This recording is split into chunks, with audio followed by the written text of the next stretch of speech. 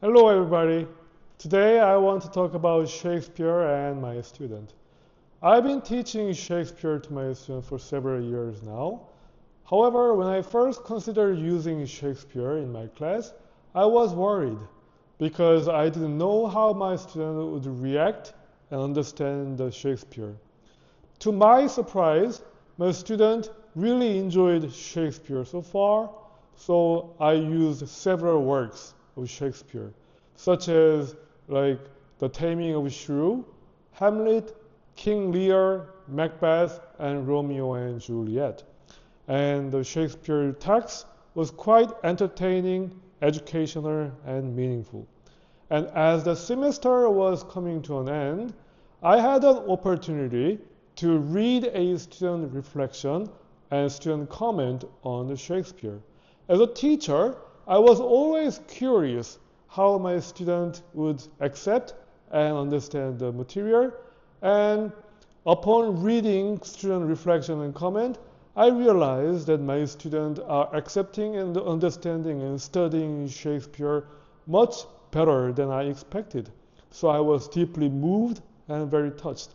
Yes, you guys are very amazing and impressive. You did a great job. So today I want to talk about those Shakespeare comment of my student. So here, this year I used Romeo and Juliet. The reason why I use Romeo and Juliet is because my students are always under heavy stress with their academic contents. They always have to deal with tough and challenging material in their class, and they have 3 English classes which takes up to 10 hours, and students are constantly under heavy burden and academic pressure during these classes.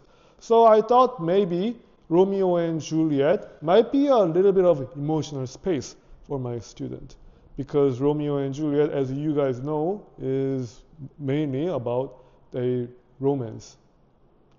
And students seem to quite like it. So I could realize that the student reflection could be categorized into 2 topics. One is linguistic topics, and the other one is socio-economic topics. So I first want to talk about the linguistic topics that students approach the Shakespeare first. At this moment, I want to share a monologue from Romeo and Juliet. "'Tis but thy name that is my enemy. Thou art thyself, though not Montague. What's Montague? It's nor hand, nor foot, nor arm, nor face, nor any other part belonging to a man. Oh, be some other name. What's in name? That which we call a rose by any other name would smell as sweet. So Romeo would, were he not Romeo, could retain the dear perfection which he owes without the title. O Romeo, doff thy name, and for thy name, which is no part of thee, take all myself." Interestingly, several students mentioned this particular line from Juliet's monologue, "What's in the name? With that which we call a rose, by any other name would smell as sweet." In this monologue, Juliet realizes that she is in love with Romeo, yet also understands that their families are enemies. So my students were drawn to this passage, maybe because they saw not only Shakespeare's beautiful language, but also the symbolic conflict between individual identity and social systems. It proved to me that my student did a good job understanding and appreciating the language of Shakespeare. Yes, you guys did an excellent job of understanding and analyzing and studying Shakespeare. I'm so proud of all of you guys. You are the best. And some students wrote, I quote, "Shakespeare's language creates meaning. When we analyze metaphors and paradoxes, we can see the character's mind. And the more we look at the lines, the clearer the emotions become," unquote. These comments made me truly happy. Yay! I'm really happy because of your work, guys. You are the best. because you guys captured exactly what I hope you guys discover from the Shakespeare's work, which means Shakespeare's language is still alive nowadays.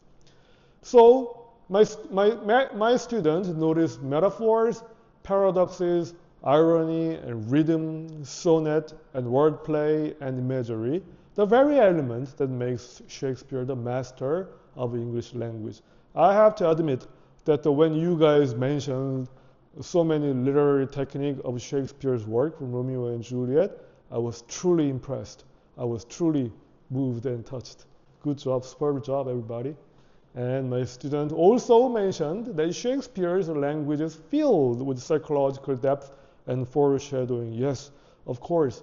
But again, I didn't know that you guys would go that far, talking about the psychological perspective from the Shakespeare story. Also, you said that although the old style of language felt quite difficult at first glance, it became enjoyable as you guys interpreted modern terms and uncovered deeper meanings. That was really an impressive way to study the Shakespeare language, and that's more than I expected from your studying. And some students even approach the text using a linguistic perspective, such as discourse, analysis, and pragmatics. So yes, some of you even mentioned that you try to analyze Shakespeare text with pragmatic perspective and with discourse analytic perspective, which was superb and excellent, fantastic. Great job. I honestly did not expect you guys, I didn't expect high school student to reach that level of interpretation, and I was really deeply impressed. And secondly, many of my students try to connect Shakespeare to social issues. For instance, regarding the theme of love, students didn't merely interpret the story as a romantic tragedy.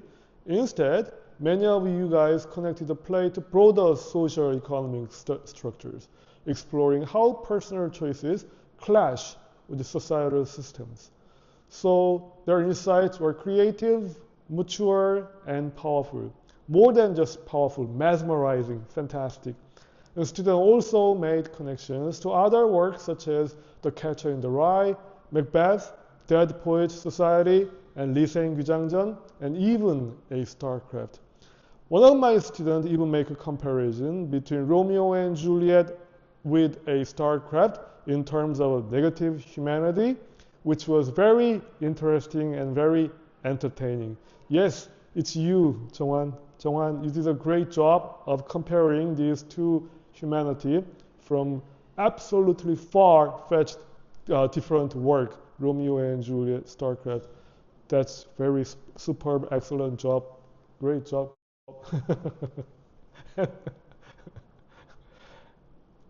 So after reading these reflections, I became convinced that my students are truly reading Shakespeare very well, and your feedback proved that Shakespeare is not a relic locked in a museum. His language is still a bridge that connects the past and the present. So I hope this video helped you to approach Shakespeare's language with accuracy and confidence. Again, you guys did a great job of studying Shakespeare. I am very impressed. I'm so truly very proud of all of you guys. Good job. Thank you. And again, thank you for watching. Bye-bye.